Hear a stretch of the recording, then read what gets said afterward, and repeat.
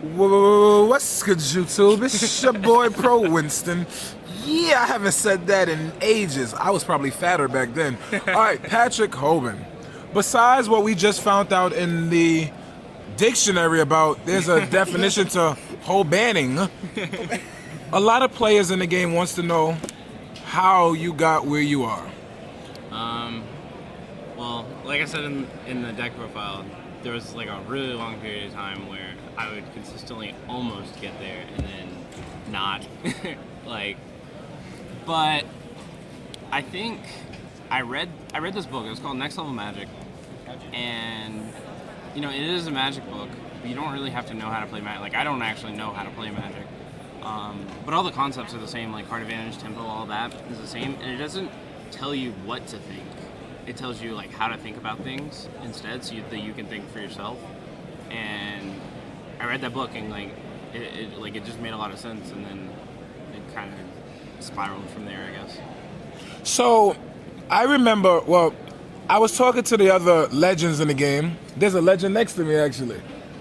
Hey, what's good, Philly? How you doing? You good? I was talking to a couple of the other legends in the game that I started to play with, and it's like a difference in what's happening now. It seems like a lot of players just look up to the decks instead of the player and the way it's played. Is there any advice for those players? Because it doesn't seem like you do that. It seems like you just play what you're comfortable with, and then you will always share that advice on your Facebook, ARG page, or whatever. Yeah, Can you explain that? I feel like if you just play the deck that gives you the most options. Like I feel like a lot of decks are really limited. Like for instance, with Burning Abyss this format, if you go summon Tour Guide and they stop it, you end your turn. With Shaddoll's this format, you play Fusion and they stop it, you can summon Chaos Sorcerer, you can summon BLS, you can summon White Dragon, Black Dragon. Like you can just do a lot more things after that. And I feel like the decks that can always like keep going more than after just you stop my one play for the turn, now I have to end my turn, are just the better decks.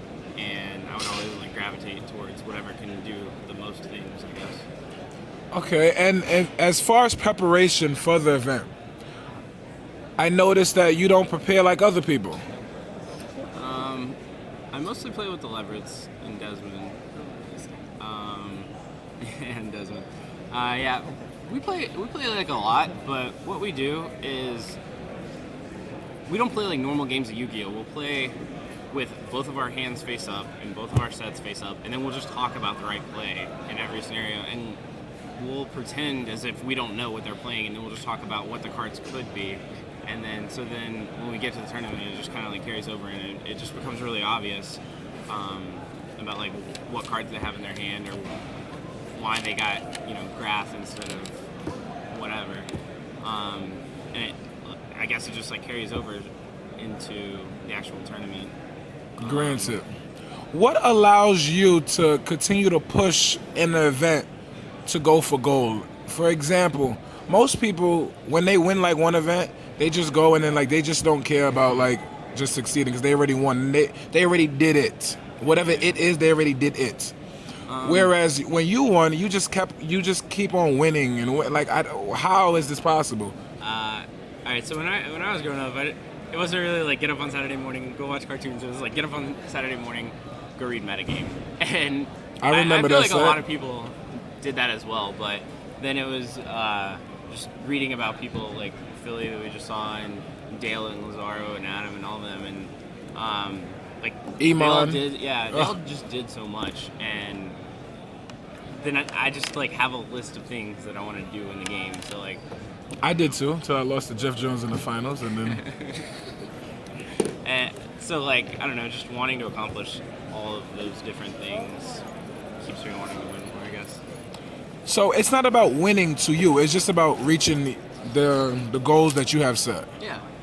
And do you encourage players that want to do what you're doing, stay successful, maintain, I guess, composure in these events like you do?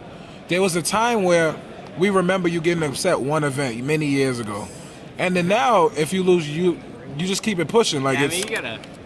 I guess it's something you just learn as you go along. Like there'll be another one. Do you honestly think you have a good chance in winning YCS Anaheim? I mean, Because you're part of it is considered. the mentality. I feel like you have to think that you're gonna win. Like, you could say things come across as like cocky or overconfident or whatever, but like at the same time, I feel like if you go into an event thinking you're not gonna win, you're not going to win. Like when you sit down, you have to think. You have to know that you prepared. So why shouldn't that translate into winning? All right. So I don't know. I always try and like think that I'm going to do well, but with a good reason, I suppose. Because like I said, we'll play test with the limits for hours and discuss what the right play is, and play test all the different card choices or whatever. So I don't know.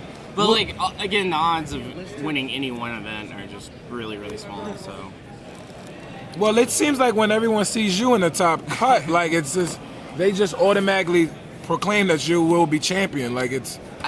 See, Anaheim's kind of cool because it'll be right after the new pack becomes legal, so we'll have all the different decks all the new decks of the format or whatever, and a lot of people will build them, and whoever can build them the best will get to top 16, and then when you get to top 16, you draft, and I think draft is. At least this battle pack is a pretty good, just overall show of deck building. Because I remember in Toronto, I had 2 first picks in my opening pack. I picked one of them, and I passed it. And then 7 people later, in the first pick that I passed up came back around to me. And so it's just like those 7 people made the wrong choice. Yeah, honestly, I would say the wrong choice. And I feel like people do that a lot in deck building for draft. So I feel like once you get to draft, you can just really have a better deck. Also, I think deck building is honestly just a lot more important than technical play. So explain to us how deck building applies in your everyday testing phase.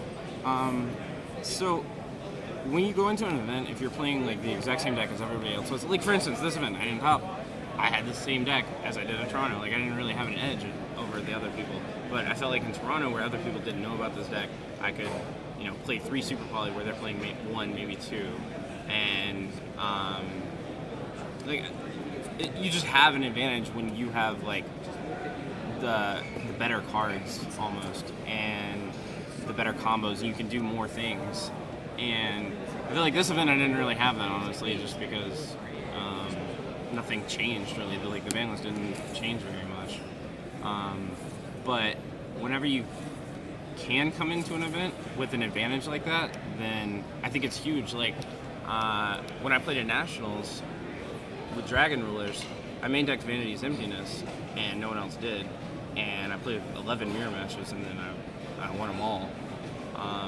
And I don't even think that it was necessarily because I was playing significantly better, but it was like I had the better deck because my Vanities would just blow them out almost. And so I think honestly deck building is just more important than technical play. Thank you for appearing on a Winston profile. I look forward to watching over your matches in YCS Anaheim. I will not be playing, I will be judging, but I will try to sneak in and watch your games, man. You already know, if it's not pro, he got to go. Deuces.